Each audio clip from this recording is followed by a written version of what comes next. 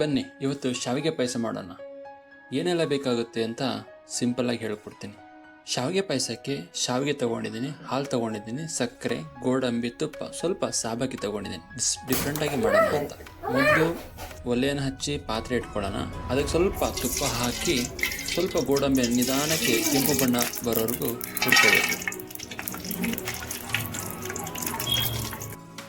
ಗೋಡಂಬಿ ಹುರ್ಕೊಂಡ್ಮೇಲೆ ಒಂದು ಪಾತ್ರೆಯಲ್ಲಿ ತೆಗೆದಿಟ್ಕೊಳ್ಳೋಣ.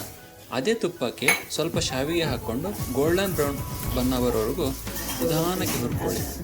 ಪಕ್ಕದಲ್ಲಿ ಇನ್ನೊಂದು ಪಾತ್ರೆಯಲ್ಲಿ ಹಾಲನ್ನು ಕುದಿಲಿಕ್ಕೆ ಇಡಿ.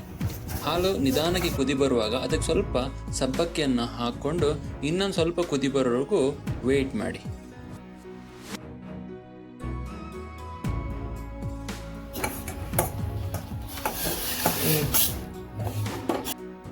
ಸಬ್ಬಕ್ಕಿ ಹಾಕಿ ಒಂದು ಕುದಿ ಬಂದ ಮೇಲೆ ಅದಕ್ಕೆ ಹುರಿದಿಟ್ಟಿರುವ ಶಾವಿಗೆಯನ್ನು ಸ್ವಲ್ಪ ಸೇರಿಸಿ 2 ರಿಂದ 3 ನಿಮಿಷ ಕಾಲ ಚೆನ್ನಾಗಿ ಬೇಯಿಸಲಿಕ್ಕೆ ಬಿಟ್ಬಿಡಿ.